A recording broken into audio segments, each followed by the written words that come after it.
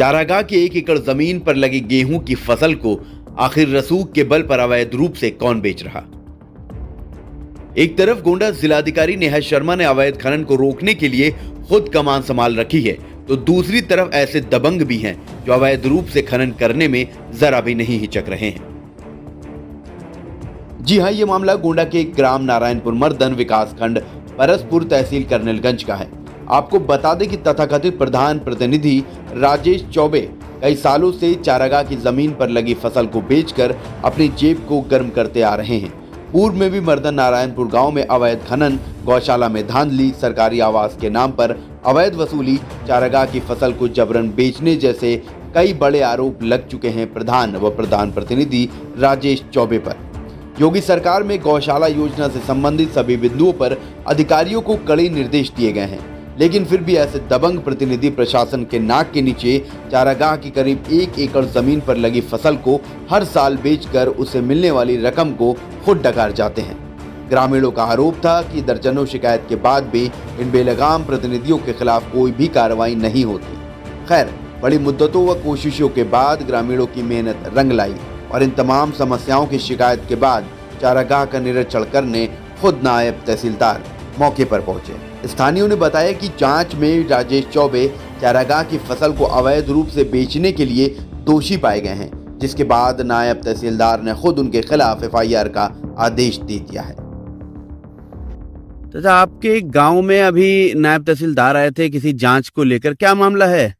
मामला है ये कि हमारे यहाँ जो है गौशाले की जमीन पर खेती हो रही है और खनन हुआ है। खनन के बाद जो है वहाँ जब आए नायब साहब तो उन्होंने कहा कि जो है इस पर जो है गेहूं में हाथ नहीं लगाना, गेहूं नहीं काटना, गेहूं नीलाम होगा, ये सरकारी जमीन का है। और उसके पास खनन की जो मिट्टी निकली है उस पर प्रधान के ऊपर जो है FIR करने का आदेश दिया राजेश प्रतिनिधि प्रधान के। जी, प्रतिनिधि जैसी तो कोई चीज है भी नहीं, ये कौन लोग हैं? अब यही तो पूछना है सरकार से कि प्रतिनिधि की व्यवस्था प्रधान ग्राम सभा के स्तर पर प्रतिनिधि की व्यवस्था कहाँ से आ गई है? क्या चाहते हैं ऐसे लोगों के खिलाफ, क्या कार्रवाई? FIR होना चाहिए सरकार के द्वारा, इन लोगों के ऊपर कार्रवाई हो, इनको जेल जाना चाहिए। ऐसे भ्रष्ट आदमियों की जरूरत नहीं है हमारे यहाँ क्षेत्र में। नारायणपुर मर्दन का मामला है। राजाराम प्रधान है, प्रधान का कोई मतलब वर्चस्व ही नहीं है। वो ना तो कहीं जाते हैं और ना कहीं आते हैं।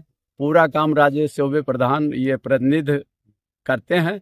ये नारायणपुर मर्दन का मैटर है, तो चारागाह का मसला है। उसी में ये गेहूं बोआ रखे हैं, मक्का भी बोआए थे, 3-4 साल से बोआई करते हैं और वो बेच लेते हैं। जानवर मर रहे हैं, भूखों मर रहे हैं और यही मामला है। अच्छा, गौशाला की जमीन के फसल को बेचकर पैसा ले लेते हैं और वो मिट्टी भी खुदाई किए हैं, खनन हो रहा है। कौन कर रहा है ये सारे काम? यही प्रतिनिधि राजेश चौबे। प्रतिनिधि जैसी व्यवस्था है क्या? अब पता नहीं, हम लोगों को मालूम नहीं है, लेकिन यही तो जानकारी होना चाहिए हम लोगों को कि मतलब प्रतिनिधि क्या मतलब होता है। तो क्या आप लोग सवाल नहीं करते हैं उनसे? अब सवाल उनसे कौन करे, वो किसी से बोलने को राजी रहते नहीं है और ना किसी से बात कोई करता है। उनसे दबंगई करते हैं, वो FIR करवा देते हैं, कहीं किसी के ऊपर कहीं किसी के ऊपर। जनता गांव की डरती है। अच्छा, अभी नायब साहब आए थे जांच के लिए, वो बता गए हैं कि इनके ऊपर FIR होना चाहिए, ये गेहूं कटना नहीं चाहिए। क्या चाहते हैं अब जिलाधिकारी? यही चाहते हैं कि हम लोगों को न्याय मिले और इनके ऊपर FIR हो। ये सब अवैध खनन कर रहे हैं।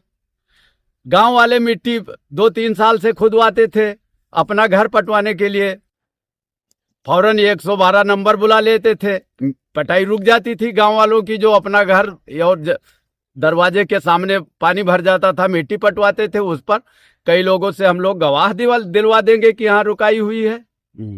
और ये अपना खुद करवाते हैं? ये अपना खुद करवाते हैं। रातों रात चल रही है 8-8, 10-10 गाड़ियां मिट्टी खनन के लिए। अगर कार्रवाई ऐसे लोगों के खिलाफ नहीं होती है तो क्या करेंगे आप लोग? अब हम लोग क्या करेंगे, गरीब आदमी है, सरकार के शरण में जाएंगे और क्या करेंगे? नहीं, अनशन करेंगे हम लोग।